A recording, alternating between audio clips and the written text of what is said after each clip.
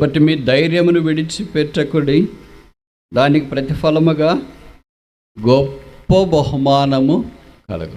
కనుక ప్రభు మాట్లాడుతూనే ఉన్నాడు, ధైర్యం తెచ్చుకోండి.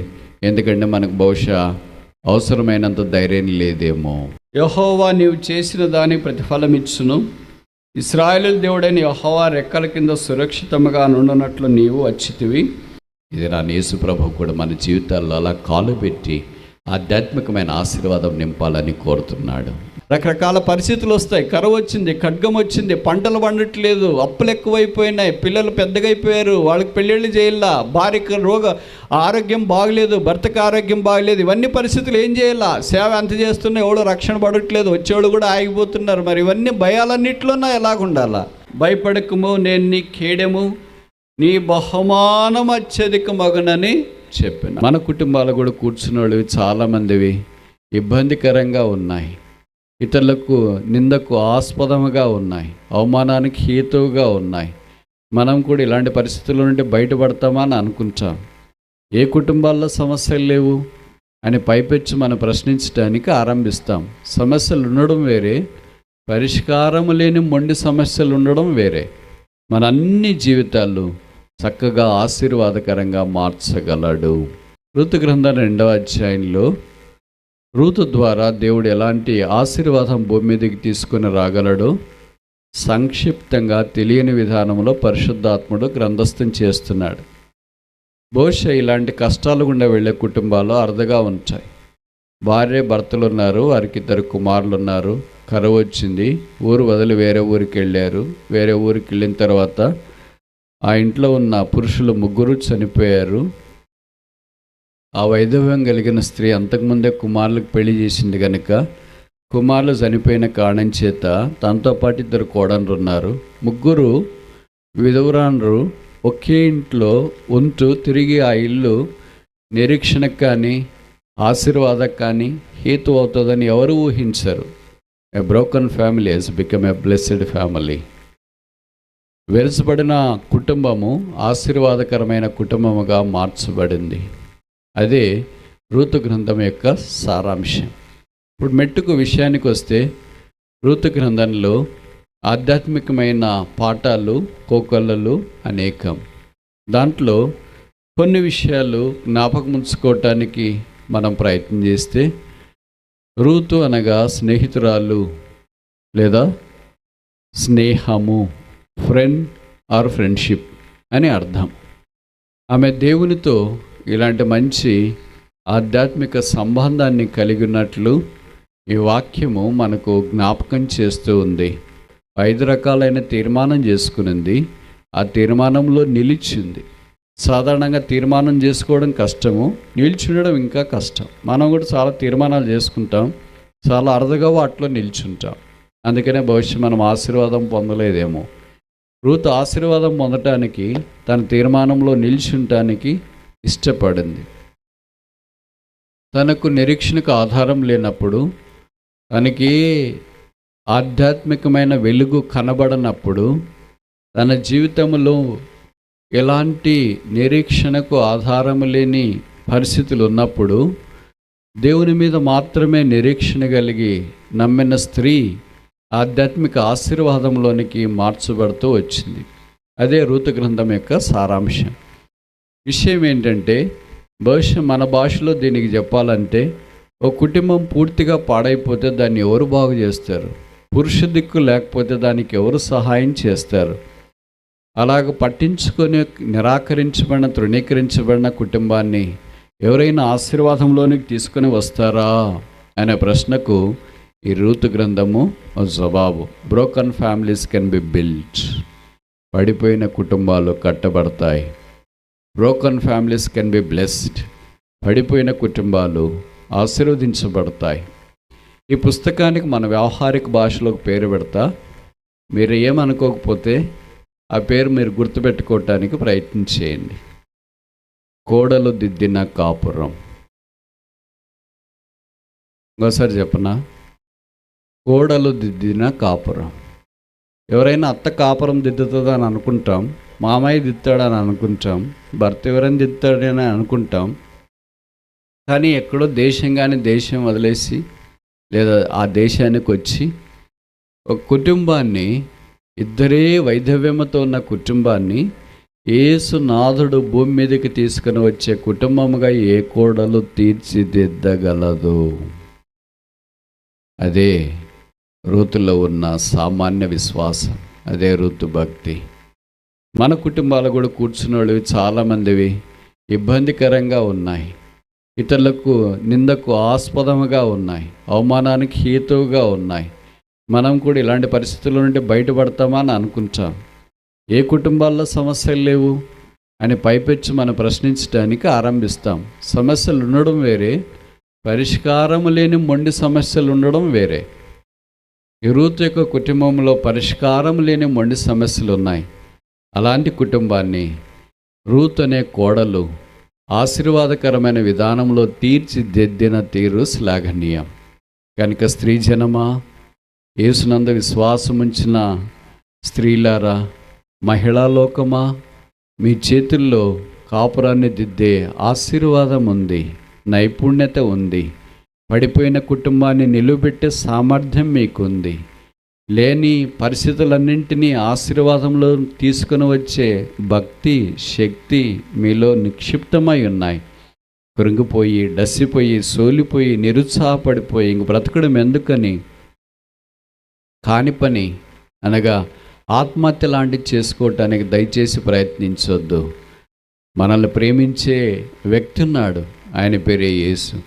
ఆయన పాత నిబంధనలోనే రూతు ద్వారా అలాంటి కాపురాన్ని చక్కచేయగలిగితే, కొత్త నిబంధనలో యేసుక్రీస్తు యొక్క రక్తమును బట్టి, సిలువను బట్టి మన అన్ని జీవితాలు చక్కగా ఆశీర్వాదకరంగా మార్చగలడు. యేసుకు సమస్తము సాధ్యమే. అలాగే యేసు ప్రభు మీద ఆధారపడినప్పుడు ఎలాగో బహుమానము, ప్రతిఫలము, జీతము ఇవ్వగలడో కొన్ని సంగతులు మనం చూడటానికి ప్రయత్నం చేస్తాం. మీరు అనుమతిస్తే 5 సందర్భాల్లో ప్రస్తావించబడిన బహుమానాల సంపద వాక్యమును ఆధారం చేసుకుని చూస్తాం. మొదటిది ఫిలిప్పీ పత్రిక 3వ అధ్యాయము 14వ వచనం. Philippians chapter 3 verse 14. క్రీస్తు యేసునందు దేవుని ఉన్నతమైన పిలుపున కలుగు బహుమానం పొందవలనని గురి యొద్దకే పరుగెత్తుచున్నాను. కనుక మొదటి బహుమానం ఏంటంటే పొందబోవు బహుమానము, reward that to be unleashed. ఏ బహుమానం అది తెలియదు. కొన్నిసార్లు మనకు బహుమానం ఏంటో తెలుస్తుంది. ఉదాహరణకి సైన్స్లో గొప్ప శాస్త్రవేత్తలు గొప్ప పరిశోధనలు చేస్తే వారికి ప్రపంచవ్యాప్తంగా గుర్తింపదగిన నోబెల్ ప్రైజ్ ఇస్తారు. సినిమాల్లో గొప్పగా నటిస్తే ఆస్కర్ అవార్డు అని ఒకటి ఇస్తారు. అంటే ఏం ప్రైజ్ వస్తుందో ముందే తెలుసు, ఒకళ్ళ దాంట్లో మనకు ప్రైజ్ వస్తే. అయితే ఇక్కడ అపోస్తలుడైన పౌలు రాస్తాడు, దేవుని ఉన్నతమైన పిలుపున కలుగుబో బహుమానం పొందవలనని. అది ఏం బహుమానమో ఇక్కడ ప్రస్తావించలేదు. అది కిరీటాలు ఇవన్నై ఉన్నాడా, లేకపోతే ఇంకా తెలియని విధానంలో వాళ్ళని సత్కరించినై ఉన్నాడా, గణపరిచినై ఉన్నాడా, వారి ద్వారా కొంత అధికారం అనుగ్రహించి 1000 ఏండ్ల పరిపాలనలో అద్భుతమైన విధానంలో వారిని పైవారిగా ఉంచాలని కోరుతున్నాడా? అలాంటి సంగతులు మాత్రం ఇక్కడ ఇదిమిద్దంగా రాసినట్లు మనం చూడం. కానీ కరుణా సంపూర్ణుడైన దేవుని కాలము సంపూర్ణమైనప్పుడు అనాది కాల ఏర్పాటును అనుసరించి యేసుక్రీస్తు ప్రభు యందు విశ్వాసం ఉంచి ఆయన కొరకు ముందుకు సాగిపోవటానికి మనం ప్రయత్నించినప్పుడు ఆ ఉన్నతమైన పిలుపు, దేవుడు మనందరినీ పిలిచాడు. దేవుని ద్వారా పిలువబడ్డం అసలు మన ఊహకు జ్ఞానమునకు మించింది. మనం ఒక రాజకీయ నాయకుడు పిలిస్తే మనం ఎంతో సంతోషిస్తాం. ఒక దైవ సేవకుడు మనల్ని పేరు పెట్టి పిలిస్తే నా పేరు ఆయనకు తెలిసింది, ఎంతమందిలో నన్ను పిలిచినాడని చాలా సంతోషిస్తాం. ఒకవేళ మన కలెక్టర్ గారు వచ్చి మిమ్మల్ని పిలిస్తే చాలా సంతోషిస్తారు. మంత్రి గారు వచ్చి పిలిస్తే ఇంకా సంతోషిస్తారు. అలా గొప్ప నాయకులు మనల్ని పేరు పెట్టి పిలిస్తే ఎంతో సంతోషిస్తామే. ఇలాంటి ప్రపంచంలో దాదాపు 200 దేశాల్లో రాజులకు రాజు, ప్రభులకు ప్రభు, లోకరక్షకుడైన యేసునాథుడు మనల్ని పేరు పెట్టి పిలిచాడు. ఇంకా ఎవరైనా యేసు ప్రభు యందు విశ్వాసం ఉంచకుండా, పాప క్షమాపణ పొందకుండా, ఈ పిలుపులోనికి రాకుండా ఉంటే యేసును మేము మీకు జ్ఞాపకం చేస్తున్నాం.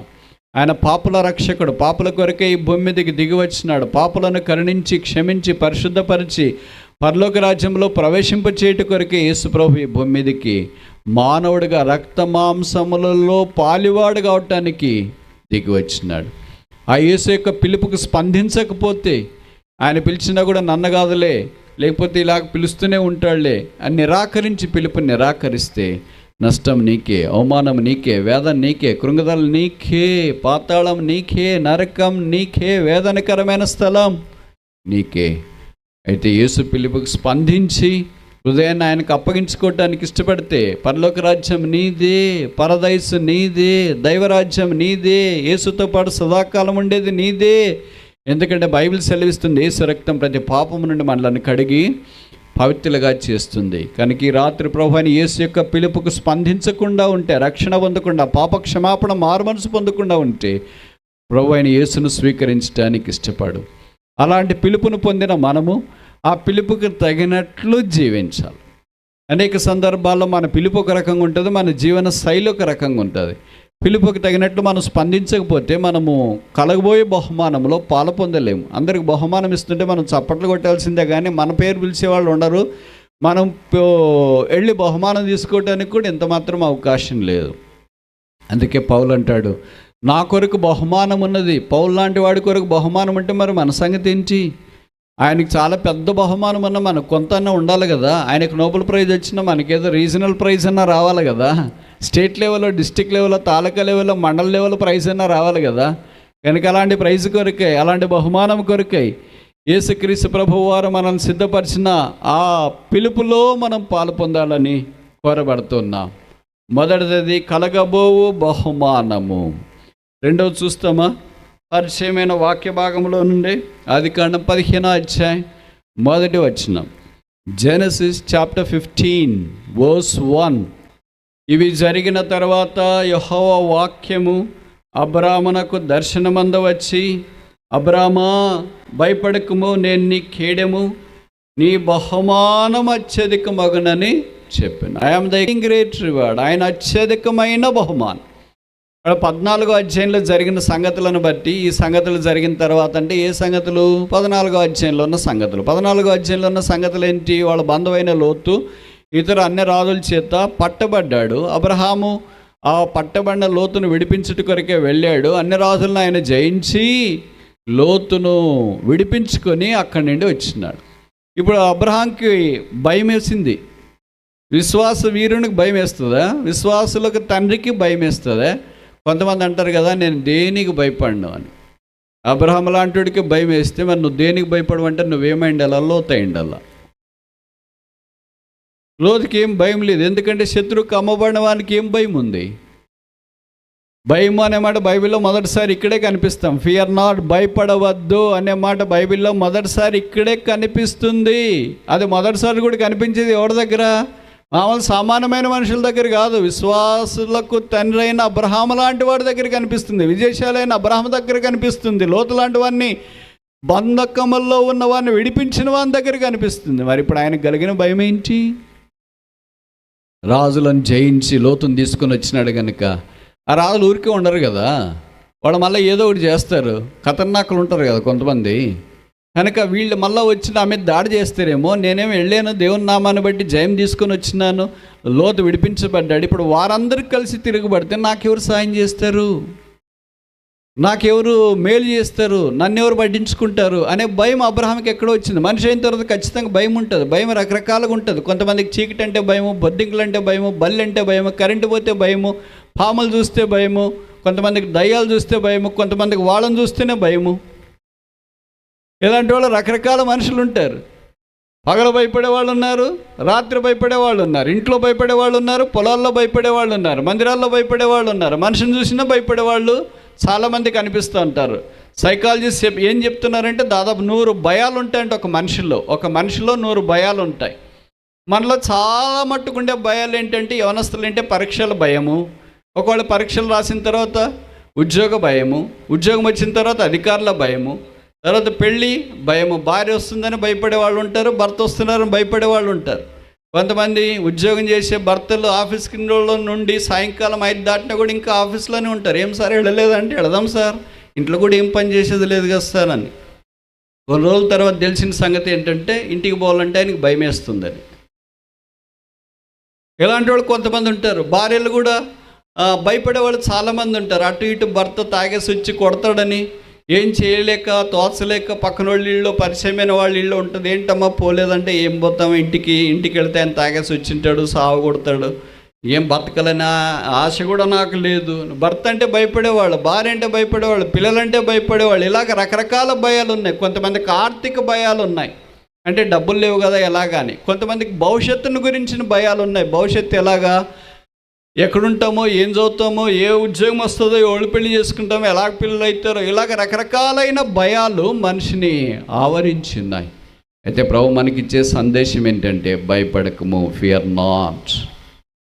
ప్రభువే భయపడకము అని చెప్తే ఇంక మనకు ధైర్యం ఉండాలి కదా. విచిత్రం ఏంటంటే, పక్కన వాళ్ళు భయపడొద్దంటే భయపడుకోకుండా ధైర్యంగా ఉంటాం, కానీ ఇలాంటి వారందరినీ మించిన లోకనాథుడని యేసు ప్రభు వారే భయపడకము అని అంటే మనకి ఇంకెక్కువ భయం కలుగుతుంది. ఎందుకంటే ప్రభు దగ్గర లేడు కదా అని మనం అనుకుంటాం. మనకు దగ్గరున్న తల్లిదండ్రులు కానీ, బంధువులు కానీ, సేవకులు కానీ, బోధకులు కానీ, కాపర్లు కానీ, ఉపదేశకులు కానీ, భర్త కానీ, భార్య కానీ, పిల్లలు కానీ, ఇరుగు పొరుగు వారు కానీ, అధికారులు కానీ, రాజకీయ నాయకులు కానీ భుజం తట్టి భయపడొద్దు అని అంటే ఎంతో ధైర్యం వస్తుంది, ఎంతో నిమ్మళమ అయిన మనస్సు వస్తుంది.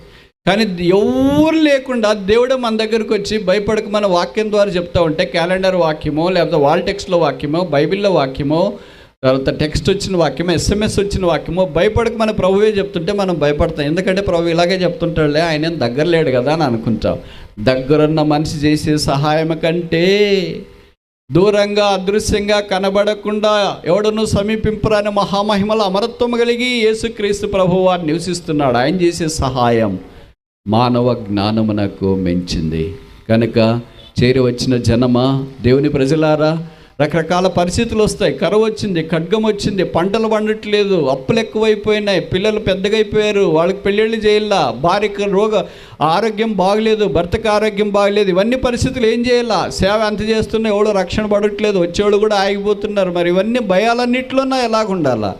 అబ్రహాంతో దేవుడు అన్నాడు, నేను నీకు బహుమానము, సామాన్య బహుమానం కాదు, అత్యధికమైన బహుమానం. ఏంటి అత్యధికమైన బహుమానము? నేను ఇలాగ చెప్తే తప్పు కాదనుకుంటా. ఎలాగ చెప్పబోతున్నానంటే, అబ్రహాము, నేను భయపడుతున్నాను, ఎందుకంటే ఒకవేళ నన్ను చంపేసినారు అనుకో, ఇంక మీరు నాకు వాగ్దానం చేసినారు కదా, నేను నిన్ను ఆశీర్వదిస్తాను, నువ్వు ఆశీర్వాదంగా ఉంటావని. ఇంక నన్ను చంపేస్తే ఎలాగ నేను ఆశీర్వాదంగా ఉంటా? కనుక దేవుని వాగ్దానం నెరవేరుదేమో అన్నట్లుగా అబ్రహాం రకరకాలైన కలవరంలో ఉంటాడేమో. కానీ ఇప్పుడు దేవుడు ఏమన్నాడంటే అబ్రహాంతో, అబ్రహామా నీకు ఏం కావాలా? బహుమానం అంటే కొడుకే కదండి. అందుకని మనం 127వ కీర్తన మామూలుగా మాట్లాడుకుంటాం కదా, 3-4 వచనాల్లో, గర్భఫలము యెహోవా ఇచ్చు బహుమానం. కనుక అదే బహుమానమేమో అని అనుకుంటాం, అందుకే ఇస్సాకునిస్తే చాలు అనుకుంటాం. కానీ దేవుడు అబ్రహాం దగ్గరికి వచ్చినాడు, అబ్రహామా నీకు ఏం బహుమానం కావాలంటే, నాకు కొడుకునిస్తే చాలు, మిగతావన్నీ తర్వాత చూసుకుంటా, నాకు కొడుకు కావాలా, అదే నాకు బహుమానం. అప్పుడు దేవుడు అబ్రహాంతో ఏమన్నాడంటే, వీళ్ళు చెప్తే తప్పు కాదనుకుంటా, ఏమన్నాడంటే, అబ్రహామా నీకు కొడుకు కంటే ఎక్కువ ఎవరన్నా ఉన్నారా? ఎవరు లేరు ప్రభువా. నీకు కొడుకు పుట్టిన తర్వాత ఇంకేం కావాలా? ఇంకేం వద్దు. ఇప్పుడు దేవుడు అన్నాడు అబ్రహాంతో, నేనే నీ కడుపులో పుట్టనా? ఇంకోసారి చెప్పనా? నేనే నీ కడుపులో పుట్టనా? ఇప్పుడు చెప్పు, నీ కుమారుడైన ఇస్సాకు నీకు బహుమానమా, నేను నీకు బహుమానమా?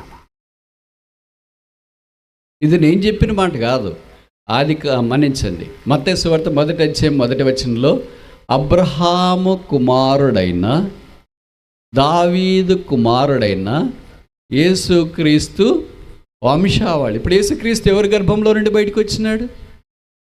అబ్రహాము యొక్క వంశావళిలో నుండి ఆయన బయటకు వచ్చినాడు.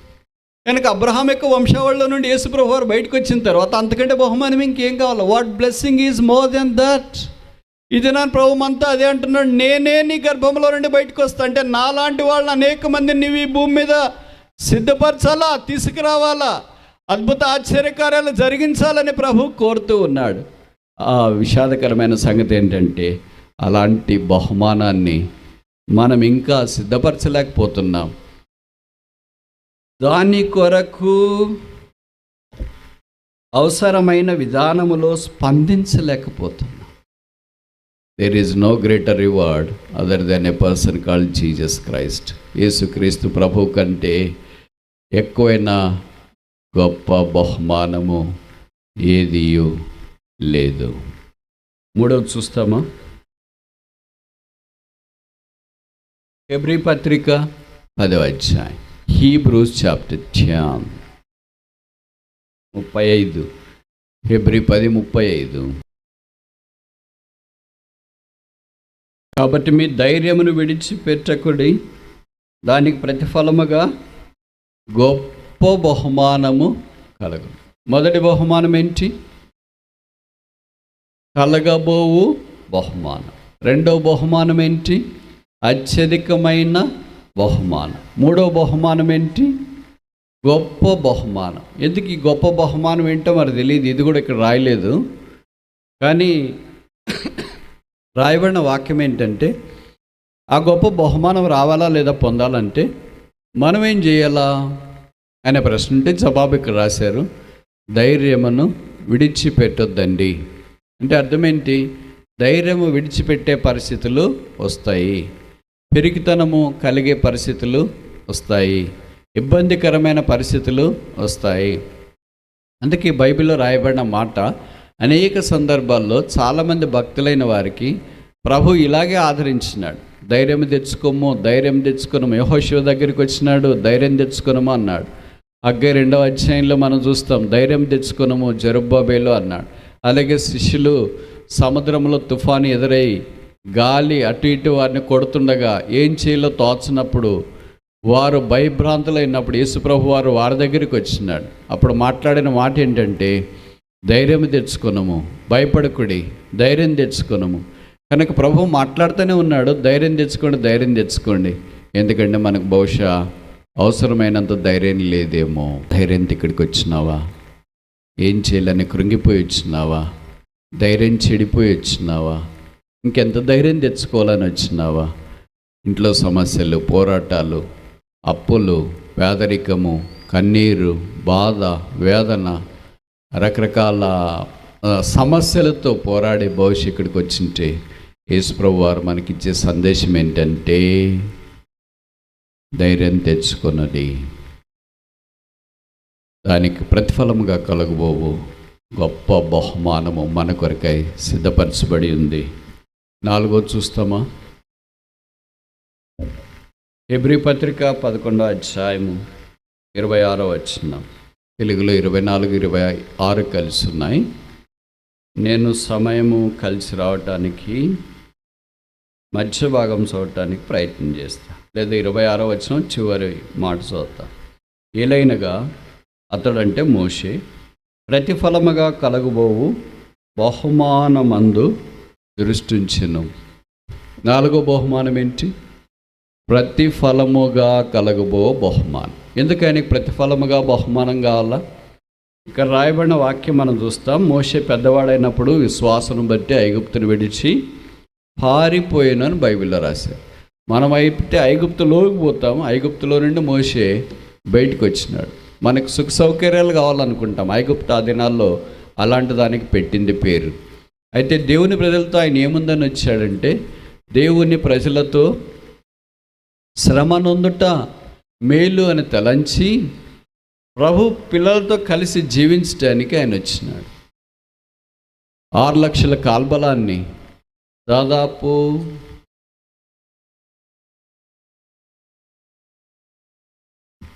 40 సంవత్సరాలు మోషే వారిని నడిపించి భద్రపరిచి సంరక్షించి యేసు ప్రభువు లేదా దేవుని నామాన కాపాడినట్లు వాక్యంలో మనము గమనిస్తున్నాం.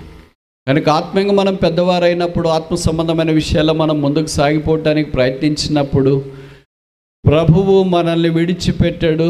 దానికి ప్రతిఫలముగా ఆయన బహుమానం సిద్ధం చేస్తున్నాడు. ఆయన బహుమానాలు మన ఊహకు జ్ఞానమునకు మించినవి.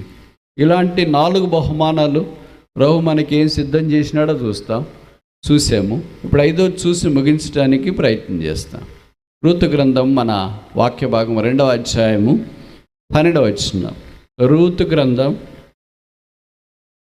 2వ అధ్యాయము 12వ వచనం.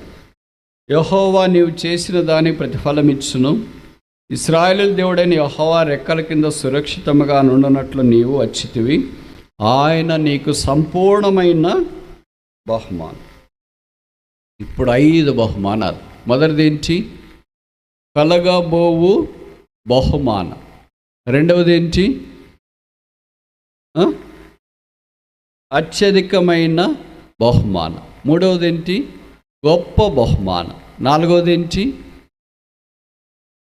ఐదవది ఆఖరిది ఫుల్ రివార్డ్. ఫుల్ రివార్డ్ అంటే కొంచెం కూడా తగ్గించేది లేదు. పూర్తిగా ఎంత రావాలో అంతే, ఎంత జీతం రావాలో అంత జీతం, నో కట్టింగ్స్.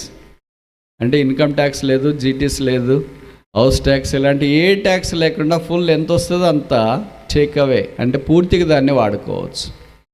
ప్రభు వారి కొరకు మనం జీవించినప్పుడు ప్రభు అలాగ మనకు పూర్తిగా అనుగ్రహించాలని కోరుతున్నాడు. మోయాబు సమృద్ధి ఉంది, అయినా అక్కడి నుండి బయలుదేరి వచ్చినారు. అత్త నయోమి ప్రయాణం చేసేటప్పుడైతే తన చుట్టుపక్కల అందరూ బహుశా అలాంటి మార్గంలో లేకపోయినా ఆమె ఒక్కటే ప్రయాణం చేయటానికి ఇష్టపడింది. రూత్ అయితే తన తోబుట్టువులు, బంధువులు వారందరూ ఉన్నారేమో, కానీ వారందరినీ విడిచి రావటానికి ఇష్టపడింది. నయోమి అయితే ఎవరిని విడిచిపెట్టి వెళ్ళినట్లు వాక్యంలో మనం గమనించము, కానీ రూత్ అయితే అందరిని విడిచిపెట్టేసి ఇక్కడికి వచ్చింది. ఇప్పుడు రూత్ ఆత్మీయురాలనా, వాళ్ళ అత్త అయిన నయోమి ఆత్మీయురాల?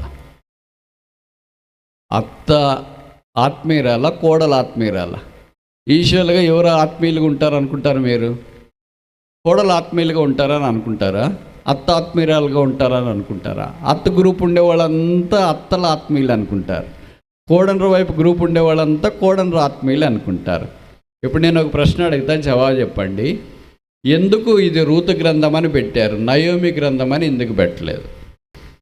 మీరు ఊహించండి, ఇద్దరు వైదవ్యం కలిగిన వాళ్ళు అక్కడి నుండి రోడ్లో మీ ఊరికి వస్తుంటారు అనుకోండి, ఎవరు పలకరించుకుని ఉంటారా వాళ్ళని దారిలో?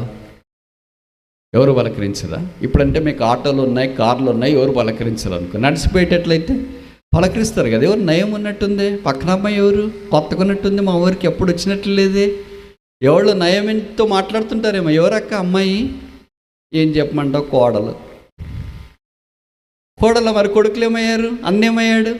ఇలాగ ఊరికి వచ్చేలాగా ఎంతమంది పలకరిస్తారు పల్లెటూరులో? ఇవన్నీ వాళ్ళు దాటుకొని వచ్చినారు. అందులో కోతకాలంలో వచ్చినారంటే పొలాల్లో వాళ్ళు పనిచేసే వాళ్ళంతా ఉంటారు కదా, కూలోళ్ళు, వాళ్ళంతా అడుగుతూ ఉంటారు కదా, చూస్తూ ఉంటారు కదా. వాళ్ళు పని చేస్తున్నప్పుడు పని మీద ధ్యాసతో పనిచేసేవాళ్ళు తక్కువ, ఓనర్స్ తప్ప. మిగతా వాళ్ళంతా అటు ఇటు చూస్తుంటారు. అంటే ఒప్పందం చేసుకున్నాడు కాదు, తన గర్భములోనే